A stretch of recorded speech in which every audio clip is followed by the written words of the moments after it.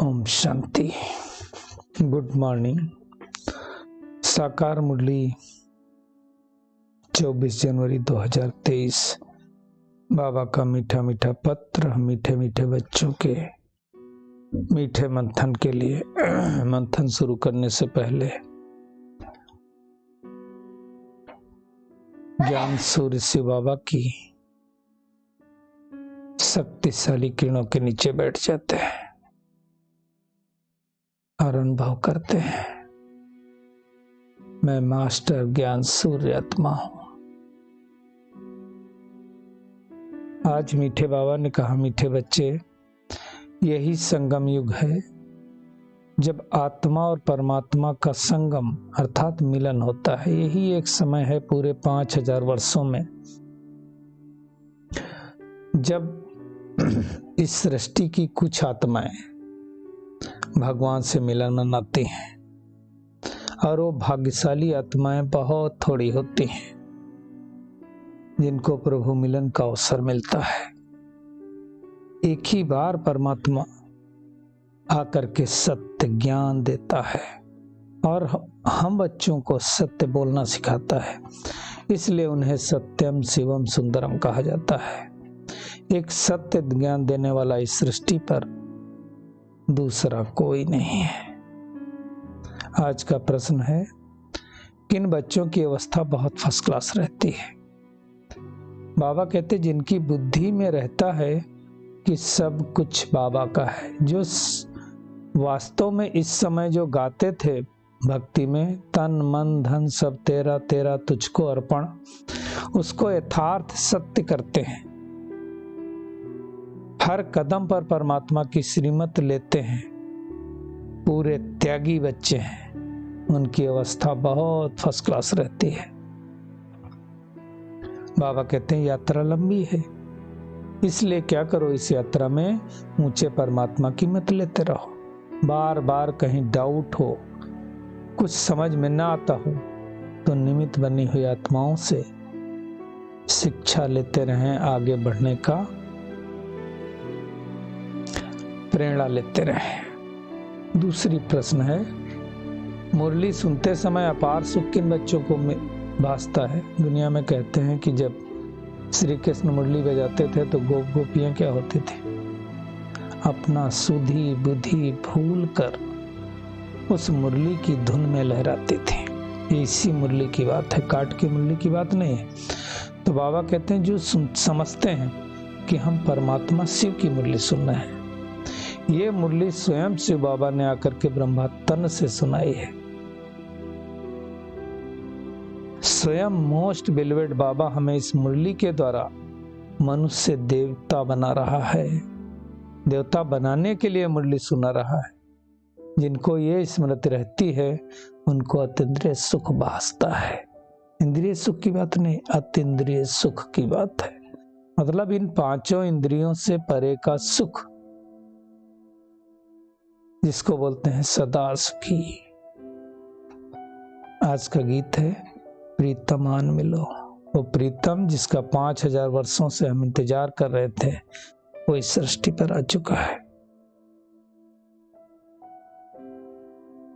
इस समय जब आत्माएं दुखी होती हैं, है ना, जब एक एक आत्मा का जी दुखी होता है इस दुखधाम में, तब उस सुख सागर को आत्माएं पुकारती हैं और यही कहती हैं, हमें सुखधाम में ले चलो।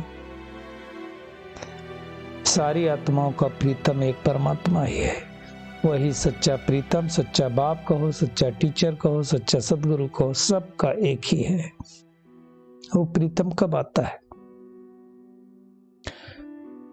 जब हर आत्मा उनको भूल चुकी होती है और वो आकर के अपना परिचय देता है, मैं कौन हूं, आप कौन हो। हमारा परिचय भी देता, हम भी अपने आप को नहीं जानते।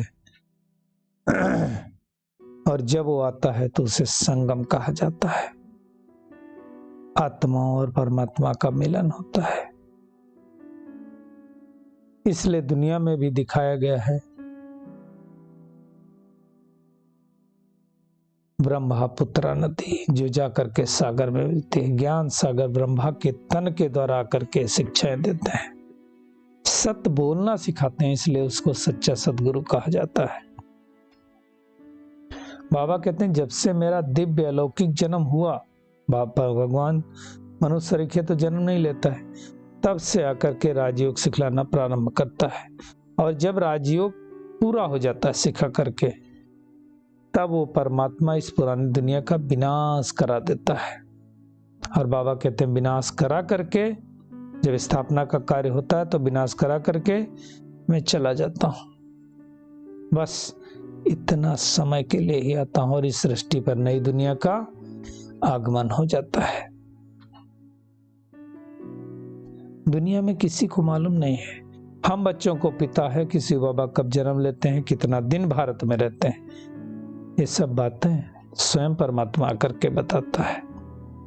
संगम युग की आयु कितनी हो भी बताता है, अंत कैसे होता है वो भी बताता है, सृष्टि के आदि मध्य अंत का ज्ञान सबको सुनाता है।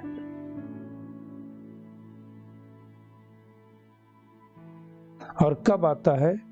वानप्रस्थ अवस्था में, जब हर आत्मा की वानप्रस्थ अवस्था होती है। ब्रह्मा जिसका नाम रखते हैं, जिस तन में आते हैं, उसकी भी अंतिम अवस्था होती है वानप्रस्थ अवस्था। तब पराये देश पराये तन में आकर के एक ज्ञान सुनाता है। इस रावण की दुनिया में वो आया परमात्मा, इसलिए उसको मेहमान कहा जाता है। शास्त्रों में तो ना जाने कितनी दंत कथाएं लिखती है ना। आकर के रावण से मुक्ति दिलाता है। दुनिया में तो लंका में रावण का राज्य दिखाते हैं, हाँ सारी दुनिया लंका है ना, पानी तीन तरफ से है ना। और बाबा आकर के हम सीता रूपी आत्माओं को जो शोक वाटिका में बैठी थी, उनको अशोक वाटिका में ले जाता, अर्थात सतयुगी दुनिया में ले जाता है। हमें त्रिकालदर्शी बनाता है। बाबा कहते हैं कलयुग का बराबर विनाश होना है।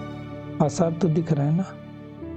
तो अब थोड़े दिनों बाद ये सृष्टि बदलेगी, सारे बच्चे हम कर्मातीत अवस्था को पाएंगे, फिर ज्ञान खत्म हो जाएगा, लड़ाई आरंभ हो जाएगी, और देवी देवता धर्म की स्थापना हो जाएगी, बाबा अपने घर चला जाएगा। तो अब चेक करें हम आत्मा कौन सी स्टेज तक पहुंची हूं, सतयुगी स्टेज तक, त्रेतायुगी स्टेज तक, कहां तक पहुंची हूं। वो अपनी चेकिंग करके अपने आप को आगे बढ़ाने का पुरुषार्थ करना है।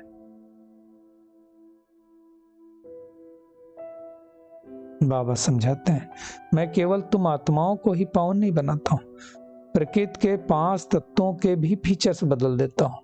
प्रकृति के 5 तत्व भी तमो प्रधान हो गए ना, उनको भी तुम आत्माओं द्वारा सतो प्रधान बनाता हूं।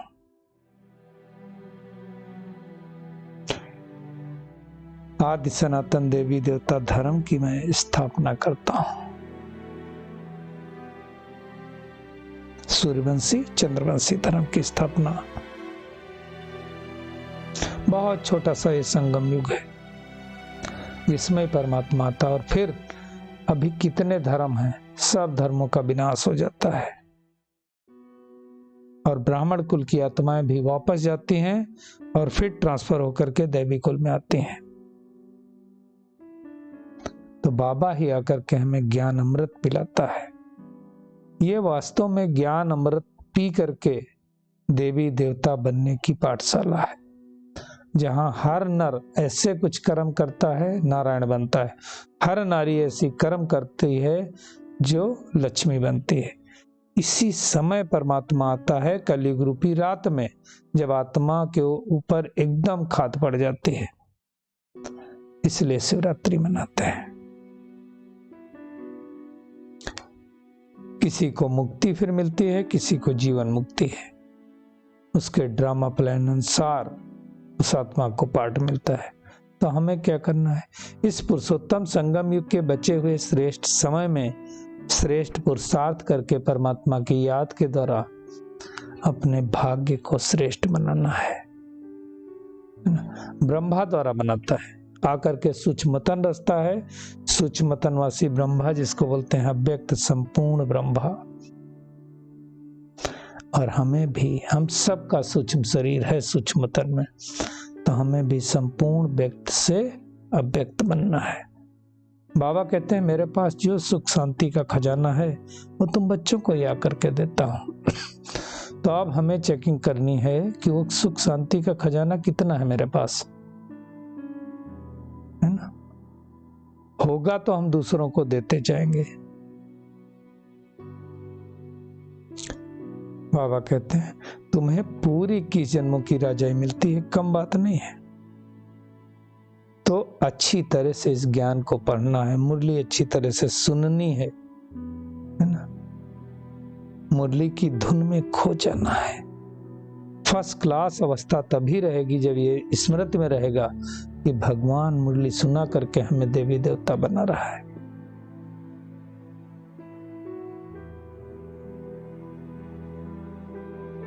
बाबा कहते हैं मीठे बच्चे भूले चूके भी ऐसे मोस्ट बिलवेड बाप और साजन को फारकती मत देना।